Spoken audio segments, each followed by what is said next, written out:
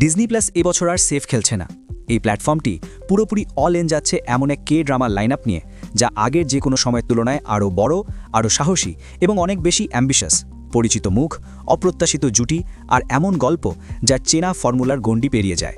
Disney প্লাসের 2026 সালের slate নিশ্চিতভাবেই বছরের সবচেয়ে আকর্ষণীয় ড্রামাগুলোর কিছু উপহার দিতে চলেছে। এই কথা মাথায় রেখেই চলুন এক নজরে দেখে নেওয়া যাক 2026 সালের জন্য ডিজনি প্লাসের সম্পূর্ণ কে ড্রামা লাইন আপ। শুরুতেই আছে ডার্ক আর কন্ট্রোভার্সিয়াল থ্রিলার ব্লাডি। 4 ফেব্রুয়ারি প্রিমিয়ার হতে চলা এই মেডিকেল মিস্ট্রি সিরিজটির কেন্দ্রে রয়েছে ইউইউম চরিত্রে ডিয়ন, একজন মেডিকেল স্কুল ড্রপ আউট যে পরে এক সিরিয়াল কিলারে পরিণত হয় এবং দাবি করে যে তার খুনগুলো আসলে মানবজাতির সব দুরারোগ্য রোগের চিকিৎসা আবিষ্কারের জন্য প্রয়োজনীয় মানব পরীক্ষা।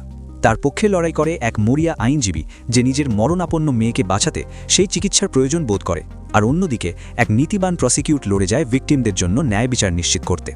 এ টুইস্টেড নৈতিকতা আর হাই স্টেক্স কোর্টরুম টেনশন এই ড্রামাটিকে বছরের প্রথম বড় আলোচনার বিষয় বানাতে চলেছে। এরপর রয়েছে একেবারে ইউনিক এক সার্ভাইভাল শো ব্যাটল অফ ফেটস। এই একেবারে আলাদা ধরনের সিরিজে একত্রিত করা হয়েছে দক্ষিণ কোরিয়ার শীর্ষ 49 জন ভবিষ্যৎ বক্তা, শামান, ট্যারো রিডার আর সাজু বিশেষজ্ঞদের, যারা একে অপরের বিরুদ্ধে নামবে শ্রেষ্ঠত্বের লড়াইয়ে। সাধারণ সার্ভাইভাল শোগুলোর মতো এখানে শারীরিক শক্তি বা বুদ্ধির পরীক্ষা নয়, বরং ব্যাটল অফ ফেটস এই বিশেষজ্ঞদের তাদের আধ্যাত্মিক দক্ষতা প্রমাণ করতে বাধ্য করবে কঠিন মাইন্ড ব্যান্ডিং চ্যালেঞ্জের মাধ্যমে। দর্শকরা পেতে চলেছে এক হাই স্টেক্স পরিবেশ, যেখানে প্রাচীন জ্ঞান আর তীক্ষ্ণ ইনস্টিংক্টের মুখোমুখি সংঘর্ষে দেখা যাবে আসলে কার মধ্যেই সত্যিকারের ঐশ্বরীয় স্পর্শ আছে। লাইন আপের পরের ড্রামাটি হল হৃদয় ছোঁয়া romance in your radiance season.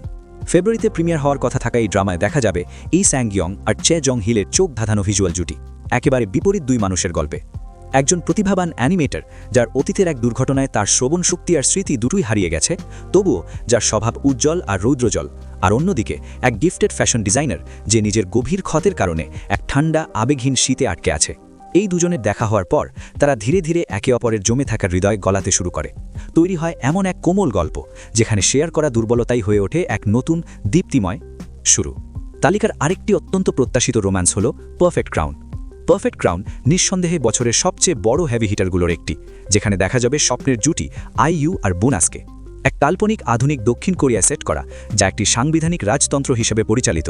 এই ড্রামাটি দুই সম্পূর্ণ ভিন্ন মানুষের মধ্যে হওয়া এক কন্ট্রাক্ট ম্যারেজের গল্প বলে।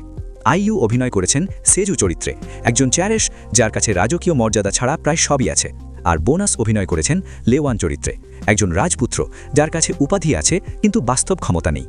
একসাথে তারা সাহসের সাথে এই কন্ট্রাক্ট ম্যারেজে প্রবেশ করে এবং ধীরে ধীরে সত্যিকারের অনুভূতি জেগে উঠতে থাকলে নিজেদের প্রকৃত সত্তা আবিষ্কার করতে শুরু করে। এপ্রিল মাসে মুক্তির জন্য নির্ধারিত এই সিরিজটি ইতিমধ্যেই বছরের সবচেয়ে প্রত্যাশিত টাইটেলগুলোর একটি। এরপর আসছে ক্রাইম থ্রিলার গোল্ডল্যান্ড। পাক বইয়ং তার চেনা মিষ্টি ইমেজ ভেঙে এই ব্ল্যাক কমেডি থ্রিলারে এক রুক্ষ মরিয়া চরিত্রে অভিনয় করছেন। তার সঙ্গে রয়েছেন কিম সং মুজ আর ই গুয়াংসু। গল্পের কেন্দ্রে হিজু, এক সাধারণ মহিলা যে আন্তর্জাতিক বিমানবন্দরে কাজ করে এবং হঠাৎ করেই এক বিপজ্জনক পাচার চক্রের বিপুল পরিমাণে সোনার বার খুঁজে পায়। সেগুলো কর্তৃপক্ষের হাতে তুলে দেওয়ার বদলে সে সেগুলো রেখে দেওয়ার সিদ্ধান্ত নেয়, আর তাতেই শুরু হয় এক প্রাণঘাতী ধাওয়া, যেখানে লোভ, বেঁচে থাকা আর নৈতিকতার কঠিন পরীক্ষা চলে। বছরের দ্বিতীয়ার্ধে পা রাখার সাথে সাথেই ডিজনি প্লাস ফিরিয়ে আনতে চলেছে তাদের অন্যতম বিস্ফোরক হিট আর শপ ফর কিলার্স। প্রথম সিজনের শেষে যারা নিঃশ্বাস আটকে বসেছিলেন তাদের জন্য সুখবর। ই ডং উক আর কিম হিয়ে জুন আবার ফিরছেন মার্ডারার আর মার্সিনারিজদের সেই বিপজ্জনক জগতে।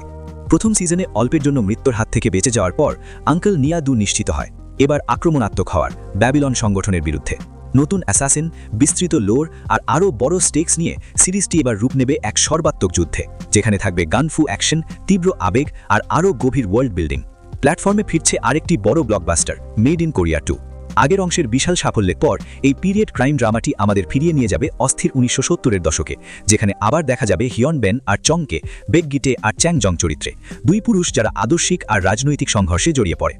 বেকগিটে যখন কাই ডিরেক্টর জেনারেলের পদে উন্নীত হয় তখন নতুন শত্রুরা মাথা ওঠায় আর জোটগুলো বদলাতে শুরু করে। গল্প ঢুকে পড়ে আরও গভীর দুর্নীতি, উচ্চাভিকা আর ক্ষমতার মূল্যের মধ্যে। এর সিনেম্যাটিক স্কেল আর তীব্র অভিনয় এই সিকুয়েলকে আগের থেকেও বেশি বড় স্টেক্সের প্রতিশ্রুতি দেয়। এরপর বছরের শেষের দিকে ডিজনি প্লাস নিয়ে আসতে চলেছে একটি রোম্যান্টিক থ্রিলার সিরিজ যার ওয়ার্কিং টাইটেল দ্য হাজব্যান্ড। নামগংয়ের প্রবল অভিনয় ভর করে দ্য হাজব্যান্ডের গল্প কুং তিজুকে ঘিরে, এক প্রাক্তন নিউরোসার্জন ও বর্তমান হাসপাতাল পরিচালক যার জীবন ওলটপালট হয়ে যায় যখন তার স্ত্রী অপহৃত হয়, ঠিক তখনই যখন তাদের ডিভোর্স হওয়ার কথা ছিল। স্ত্রীকে বাঁচাতে সে বাধ্য হয় তার আইনমাফিক জীবন ছেড়ে দিয়ে এক জীবন মৃত্যুর লড়াইয়ে নামতে, সেই নারীর জন্য যাকে সে ছেড়ে দেওয়ার প্রস্তুতি নিচ্ছিল। এই ড্রামাটি প্রতিশ্রুতি দেয় এক তীব্র থ্রিলারের, যা ভাঙা এক দাম্পত্য সম্পর্ক আর পরিবারের জন্য মানুষ কতদূর যেতে পারে সেই প্রশ্ন তুলে ধরে। এরপর আসছে ফ্যান্টাসি এপিক দ্য রিম্যারিড এমপ্রেস। সর্বকালের সবচেয়ে জনপ্রিয় ওয়েব নভেলে অবলম্বনে তৈরি এই সিরিজে এক ঝলমলে তারকা ভর্তি কাস্ট রয়েছে, যার মধ্যে রয়েছেন শিনমিন আ, জু জিহুন, জং উক আর ই আইয়ং। শিনমিন আ অভিনয় করেছেন নাভিয়ার চরিত্রে, ইস্টার্ন এম্পায়ারের নিখুঁত সম্রাজ্ঞী, যার জীবন ভেঙে পড়ে যখন তার স্বামী সম্রাট সোভিয়েত তাকে ডিভোর্স দিতে চায় তার উপপত্নী রাশ তাকে বিয়ে করতে। ভেঙে না পড়ে নাভিয়ার দরবারকে স্তম্ভিত করার দৌর্যে ডিভোর্স মেনে নেয়। শর্ত একটি, সে সঙ্গে সঙ্গে ওয়েস্টার্ন কিংডমের সুদর্শন প্রিন্স হেনরিকে বিয়ে করতে পারবে। এই ড্রামাটি উপহার দিতে চলেছে ঝলমলে পোশাক, জটিল দরবারি রাজনীতি আর সেই আল্টিমেট বস মুভ কামব্যাক, যা মূল গল্পের ভক্তরা এতদিন ধরে পর্দায় দেখতে মুখিয়েছিল।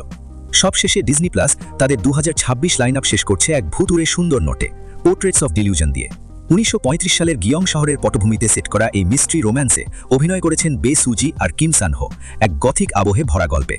কিম সানহো অভিনয় করেছেন ইউন ইহো চরিত্রে, একজন প্রতিভাবান কিন্তু অজানা চিত্রকর, যাকে কমিশন দেওয়া হয় এস জুং হুয়ার একটি পোর্ট্রেট আঁকতে, একজন ধনী আর নিভৃতচারী মহিলা যাকে নিয়ে গুজব আছে যে সে নাকি ভ্যাম্পায়ার এবং কখনো বুড়ো হয় না।